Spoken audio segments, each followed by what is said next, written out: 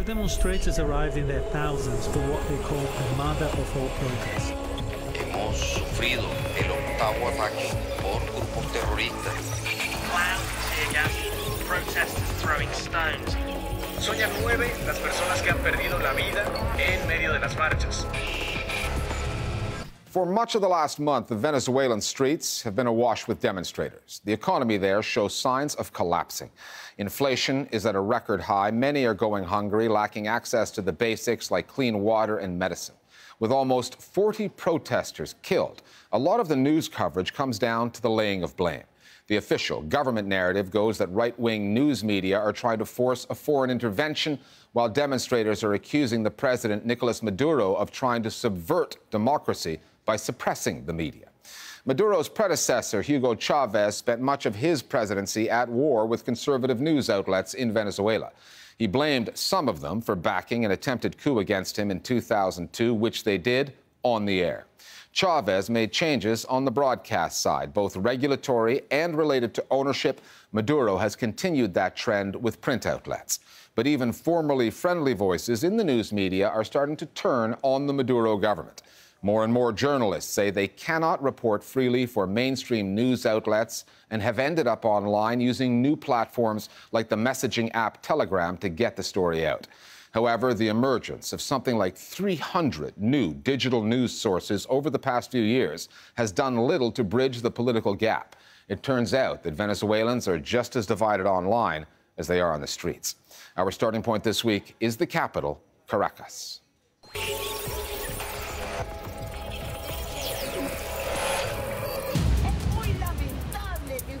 De manera que los medios están construyendo a la desinformación, a la polarización y a la radicalización. Estos planes de violencia, estos planes desestabilizadores. Somos más que victimarios, somos víctimas de esta situación, medios y periodistas. Continúa el lanzamiento de gas lacrimógeno por doquier. Con Chávez esta convivencia y enfrentamiento, y con Maduro vino la aplicación de la hegemonía comunicacional. Yo pido apoyo también a ustedes en esta batalla comunicacional. Y el impacto es la desinformación que hay en Venezuela. That information void really hits home when Venezuelans turn to their televisions in search of news. The nationwide demonstration started in March when the National Assembly was shut down by the Supreme Court, which was followed by opposition calls for fresh elections. The 6 weeks of marches and street clashes since have attracted a certain kind of news coverage in the mainstream media, selective and one-sided. 15 days after the protest broke out, we started monitoring the 3 main television channels, Televen, Venevisión and Globovisión. We found some similar characteristics in the coverage. The channels gave more airtime to government spokespeople criticizing the demonstrations than to voices from the opposition. Nosotros no podemos seguir permitiendo que los grupos violentos se apoderen de las calles de Venezuela. And when they were covering a government-organized march, they gave airtime to government spokespeople and to the people marching. ¿Qué los motiva a reunirse el día de hoy acá? Bueno, apoyar la revolución. Los medios, digamos, de oposición. The opposition media can only see pro-Maduro activists as being in the government service, perverting the protests. And pro-government media are only able to see protesters wearing their hoodies, working for the opposition. I take refuge in the media and networks that are describing the country I want to be living, and I never really look at the information from the other side. So the media is contributing to the disinformation, the polarization, and the radicalization. Y a la radicalización. It is not possible to examine the Venezuelan media in 2017 without referring to the attempted coup of 2002. Back then, the bulk of the private media was owned by businessmen hostile to President Hugo Chavez's socialist Bolivarian agenda. TV channels like RCTV, Venevisión, and Globovisión urged coup backers onto the streets. And when Chavez was temporarily deposed, the politicians behind the coup went onto those channels, Gracias, Venevisión, thanking them for their support. When Chavez was restored to power, he began to reshape Venezuela's broadcast landscape. After Nicolas Maduro took over in 2013, upon Chavez's death, the changes continued, newspapers included. compran Globovisión. They bought Globovisión, they bought Últimas Noticias, they bought El Universal. They bought the two most important newspapers in the country. I'm not saying the government bought them, it was people very close to the government. Muy cercanos al gobierno. Sí tengo experiencias personales. I have personal experience of all this. I worked at Últimas Noticias, and the paper was sold to a businessman whose identity remains unknown to this day.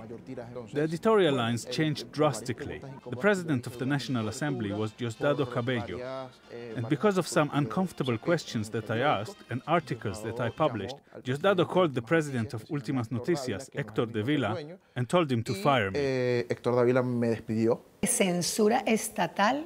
State censorship as such doesn't exist. Why doesn't it exist? Because the government has good media support from radio, printed media, and social media that defend the government agenda. What does indeed exist is self-censorship. That self-censorship is now showing signs of cracking.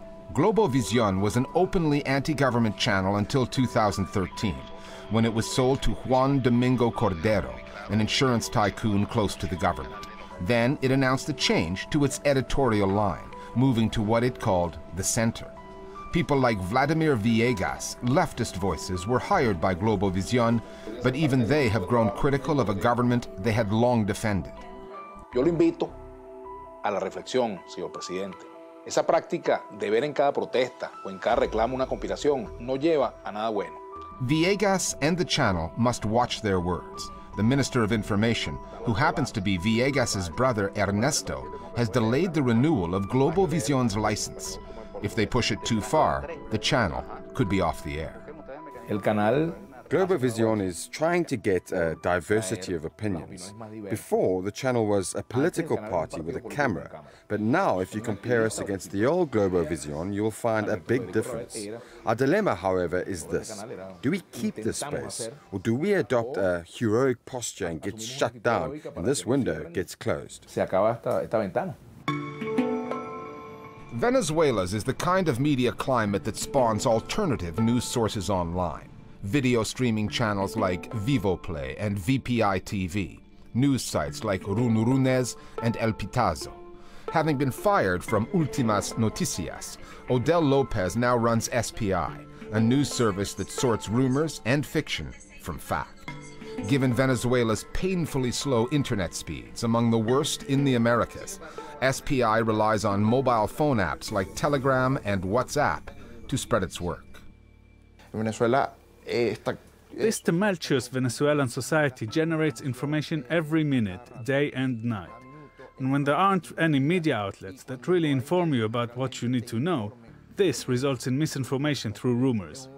In a poor household in Venezuela, they may not have internet, but they probably have a smartphone with WhatsApp, through which they can receive voice messages with the information that we disseminate every moment.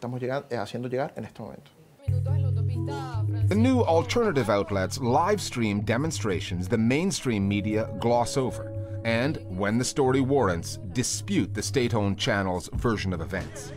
In April, a protester named Juan Pernalete was killed. Eyewitnesses said he was struck by a tear gas canister fired from behind police lines.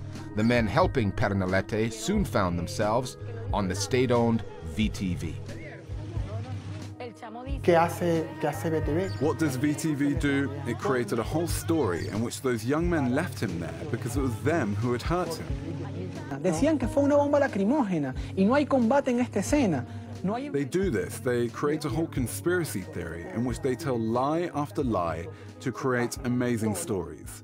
This is why on Friday the 5th of May, both Runrunes and El Pitazo published two features about the case. Runrunes published leaked information from the CICPC, the Crime Investigation Bureau, where an expert in ballistics provided information that it was in fact a tear gas bomb that killed Pernalete. Una bomba lacrimógena la que mató a Pernalete.